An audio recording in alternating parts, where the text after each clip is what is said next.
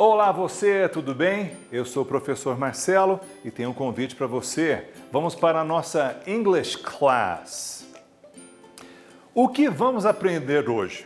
Eu faço um convite para você para que nós possamos aprender Modal Verb. O que é um Modal Verb? Você tem alguma ideia do que possa ser esse Modal Verb? Any ideas? Alguma coisa? Eu vou dar uma dica para você. O que é amar? Você consegue pensar o que é amar? Com toda a definição dele? Nosso amigo aqui, ó, ele tem uma dica para você. Love is a verb. Love, ou seja, amar é um verbo. Então, modal, o assunto que nós estamos trabalhando hoje é um modal. Eu tenho outra pergunta para você. Qualquer tipo de verbo, será que o modal é um verbo qualquer? Será que ele é um qualquer tipo? Pensa com a gente. Eu te digo o seguinte, o modal é um superverbo. Ele não é um verbo simples como os outros. E eu vou te explicar por que ele é especial. Antes de falar por que ele é especial na frase, eu quero que você se pergunte onde. Então o Scooby-Doo está perguntando, onde? Onde? Where é onde. E onde eu encontro na frase? O Scooby-Doo está se perguntando, onde? Onde? Where? Para isso, nós precisamos iniciar a fórmula. Vamos pensar na fórmula, que aí você consegue identificar a posição do modal. Para isso, nós temos fórmula simples, sujeito, verbo e objeto. Subject, verb and object. Ok? Simples. Vamos identificar agora o sujeito da frase, aquele que faz a ação. Identificamos o verbo. O verbo é aquela palavra que expressa a ação. Olha, aqui vai o modal. Nosso verbo especial, o Superman de hoje, ele vem aqui, ó, entre o sujeito da frase e o verbo. Então, ele não é um mero auxiliar, como o verbo to be, por exemplo, ele é mais do que isso. Ele pode ficar entre o sujeito e entre o verbo e ele acrescenta um sentido a mais. Então, ele é especial por causa disso. O modal, ele acrescenta. Quem estiver escutando entende as peculiaridades desse verbo. Vamos então à nomenclatura. A moça está dizendo, give me the name, dê-me os nomes então. Você vai encontrar o nome Modal Auxiliaries, quando você for estudar, você vai encontrar o nome Modal Auxiliaries, que é a mesma coisa de Modal Verbs. Esse verbo especial, ele é também conhecido como Modal Verbs, ou simplesmente Modals. E agora uma pergunta para você. What do they do? O que eles fazem, então? Já que nós já sabemos da posição dele. É o sujeito, modal e o verbo. Sabemos que não é um verbo simples, é um verbo especial. O que eles fazem, então? They are used to ask for permission to do something. Eles são usados para pedir permissão para fazer alguma coisa. Então, a frase, quando utiliza esse modal, você subentende que a pessoa está pedindo permissão para fazer alguma coisa. Grant permission to someone. Conceder permissão para alguém. Give or receive advice. Ele está dando ou recebendo conselho. Então, o modal serve também para permitir alguma coisa, para conceder essa permissão e ainda para dar um conselho. Make or respond to a request and offer. Então, fazer ou responder um pedido ou uma oferta. Viu o tanto que esse verbo é especial? Na verdade, são verbos. Os modais são verbos. Cada um deles é especial, cada um é super na sua capacidade, no seu modo de ser utilizado. Nós temos aqui, ó, can, could, may, might, must and should. Esses são os exemplos de hoje. Existem outros, mas nesse recorte que estamos fazendo hoje, nós vamos trabalhar com esses. Os modais têm funções. Além daquele sentido que você viu, de permissão, de conselho, ele existe funções para ele. Modals have two major functions, which can be defined as primary and secondary.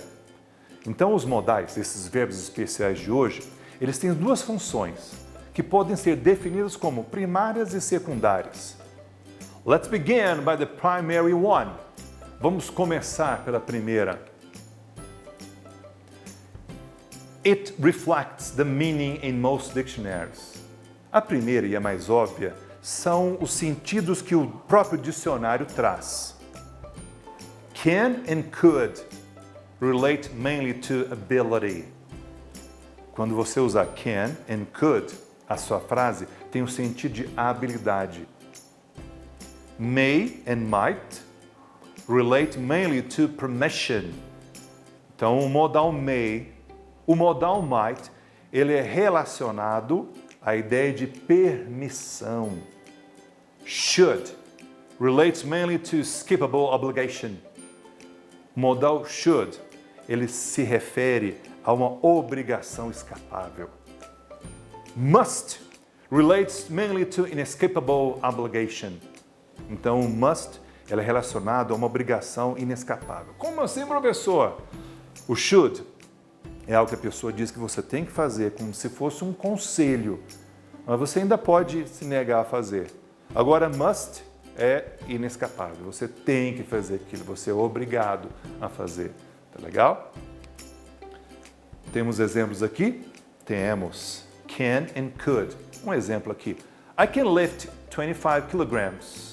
Eu posso levantar 25 quilos. I can type. Eu posso digitar. May and might. You may leave early. Você deve ir mais cedo para casa. Você pode ir embora mais cedo. Should. You should do as you're told. Você deve fazer como você foi dito, como foi dito a você. Must. You must be quiet. Você tem que ficar quieto. Então, aqui, can and could expressam a ideia de habilidade. Qual que é a habilidade ali?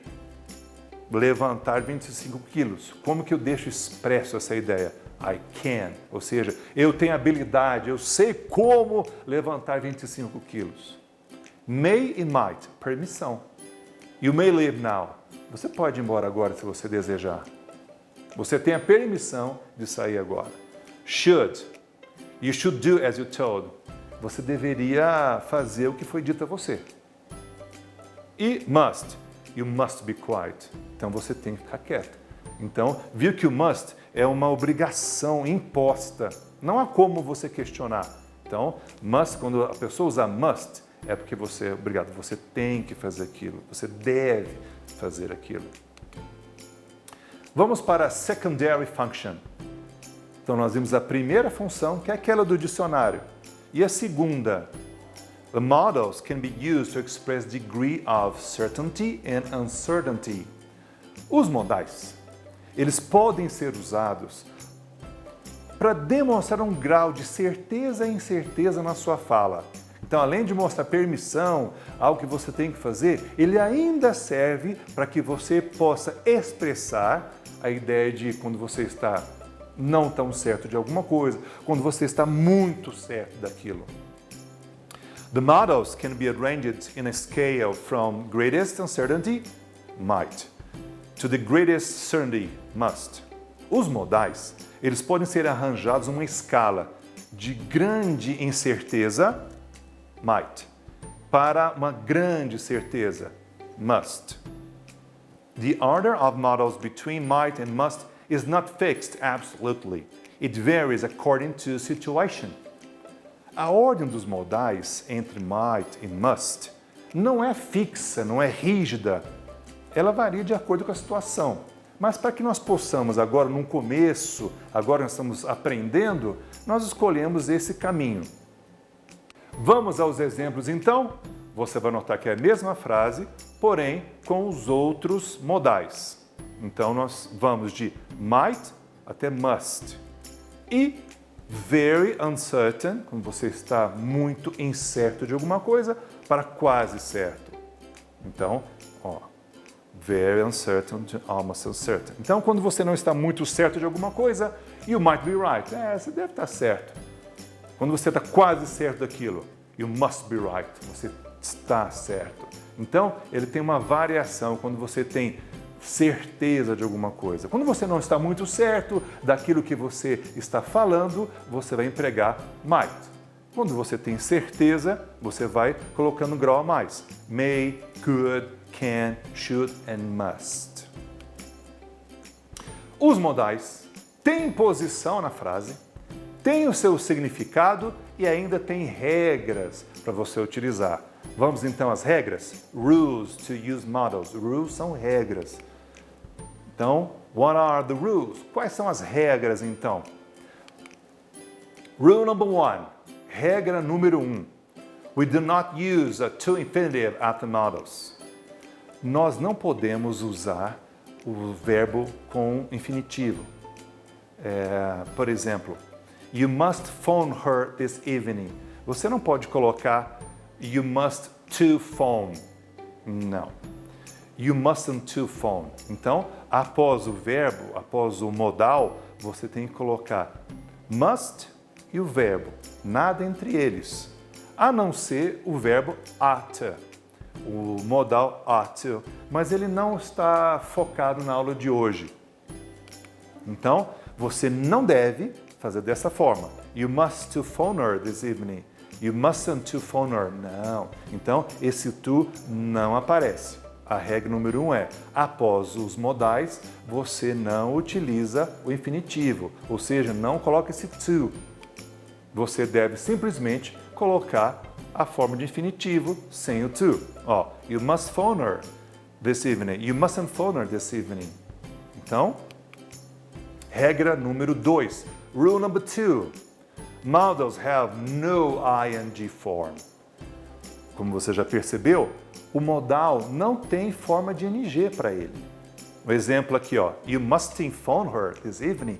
Não, totalmente errado. Depois do modal must, que é o exemplo dessa frase, can, might, não pode colocar ing nele, tá legal? Ele tem que ficar assim. Assim é o certo. You must phone her this evening. Professor, e se fosse outro modal? Também. Can, might, should, could, nada de ing nele. Tá legal? Então, ele faz uma imposição. Colocou o modal, o verbo sem o to. E nada entre ele aqui, nem ing, nem nada. Por falar em nem nada, essa é a regra 3. Rule number 3. Modals have no es in the third person singular. Os modais também não aceitam aquele s da terceira pessoa. E aqui é um probleminha quando nós vamos analisar a frase. Eu simplifiquei aqui, eu coloquei can em amarelo para você ver. Aí você vai analisar o sujeito da frase. Boss é o chefe, que é a terceira pessoa. Pode ser ele ou ela. Mas a terceira pessoa, nós estudamos que o verbo coloca S. Mas isso, caro amigo que está assistindo, isso é só no presente simples. Nós estamos estudando agora uma frase que está no presente, mas com modais. Lembra que é um verbo especial? Então, esse verbo especial, ele não usa nada. Então, the boss can see you now. O chefe pode ver agora. Então, regra número 3, o modal você não coloca nada. Nem ing, nem sufixo, nem nada. Mesmo que o sujeito esteja na terceira pessoa do singular. Vamos à nossa revisão? We use can to state that something is possible or that someone has ability to do something. Nós usamos o modal can para dizer que alguma coisa é possível e que alguém tem a habilidade para fazer alguma coisa. Pensa comigo, qual a habilidade que você tem? Além de estudar inglês, além de estudar matemática, o que mais você pode fazer? Então, para você expressar isso, você pode usar o pronome, o modal can. Na forma negativa, você tem duas formas, can't or cannot. Aí tem um espaço para você colocar. You see the ocean from our bedroom window. Então, naquele espaço, você pode colocar can. Como que fica a frase? You can see the ocean from our bedroom window. Você pode ver o oceano da janela do nosso quarto. Ou seja, há uma possibilidade de você ver o mar. Can you speak any foreign languages? Pode você falar alguma língua estrangeira? Ou seja, você consegue falar? Você tem essa habilidade de falar outra língua estrangeira? I'm afraid I can't come to your party next Friday. Eu receio que eu não possa ir à sua festa na próxima sexta-feira. Não tenho a possibilidade de ir. Could. Sometimes. Could is the past of can. Então, o can, que você viu que expressa habilidade, se for uma habilidade no passado, você usa could. Quem gostar de pronúncia, você não pronuncia o O nem o L. Você fala simplesmente could. We use could especially with these verbs. Normalmente, você usa esse modal could com esses verbos aqui, ó. See, hear, smell, taste, feel, remember, understand. Numa tradução livre, são essas traduções aqui, são esses significados. Mas o could vai muito além disso. Could is used to say someone had the general ability to do something. Esse modal could é utilizado para dizer que alguém tinha uma habilidade genérica, comum de fazer alguma coisa. My grandfather could speak 5 languages. Meu avô podia falar 5 línguas. Nossa, eu custa falar português e inglês e o avô fala 5. When Joe was 16, he could run 100 meters in 11 seconds. Quando Joey tinha 16 anos de idade, ele podia correr 100 metros em 11 segundos. Então é uma habilidade que ele tinha. May e might. We use may and might to say that something is possible. Nós utilizamos may e o might, esses modais, para dizer que algo é possível de acontecer. He may be at his office. Ele deve estar no seu escritório.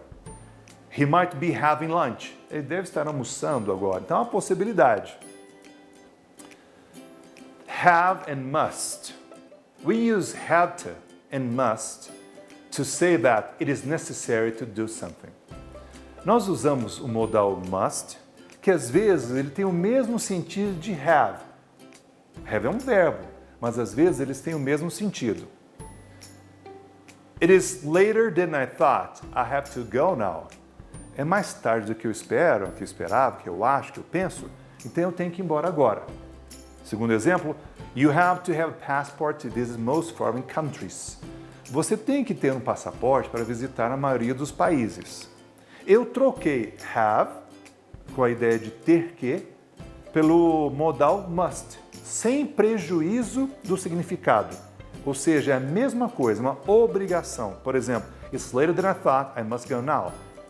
Tá tarde, eu tenho que ir embora agora. Você tem que ter um passaporte para visitar muitos países. Então, sem prejuízo, tanto have quanto must têm o mesmo significado. Olha, será que aconteceu aqui? Um alerta vermelho. O que será que aconteceu aqui? Have and must negative form. Bom, have and must, eles são iguais ou semelhantes quando estão na forma afirmativa. Quando eles estão na forma negativa, é muito importante que você se lembre disso. Mustn't and don't have to are completely different. Olha, são completamente diferentes. Vamos pensar no must. You mustn't do something means it's necessary that you do not do it. Então, quando você usa mustn't, significa é alguma coisa que é necessário que você não faça. Então, tem que esquecer aquilo. You mustn't tell anyone what I said. Você não deve dizer a ninguém o que eu te disse. O que você entende com isso? Não diga a ninguém. Então, mustn't é quase que uma proibição. Você não deve dizer a ninguém. I promised I'd be on time. I mustn't be late. Então, eu prometi estar na hora certa. Então, eu não devo atrasar, né? Qual que é o sentido? I must be on time. Eu tenho que estar lá a tempo, viu? Must, quando você tem que fazer. Mustn't é proibido, não deve. Então, eu não devo me atrasar. Então, totalmente sentido de have. Vamos ver por quê? You don't have to. do something means it is not necessary to do it. You don't need to do it. Olha a diferença. Quando você usa I don't have to, significa que algo não é necessário para fazer isso. Você não tem a necessidade de fazer isso. Exemplo, I don't have to wear a suit to work, but I usually do. Eu não tenho a necessidade de usar terno no trabalho, mas normalmente eu faço. Ou seja, não há necessidade, mas eu faço por uma escolha. Como que eu expresso isso? Usando I don't have to. Outro exemplo, she stayed in bed this morning because she didn't have to go to work. Ela ficou na cama essa manhã porque ela não tinha que trabalhar, ou seja, não há a necessidade. Então, ela poderia usar don't have to. Nós utilizamos na nossa aula e nossa revisão esses dois materiais. Para a próxima aula, nós vamos estudar as novas palavras por acréscimo de prefixos e sufixos. Tá certo? Meu amigo, minha amiga que ficou até agora comigo, muito obrigado e não esqueça, entregue as suas atividades na escola, peça para alguém entregar, realize todas elas, tá bom? E estude sempre!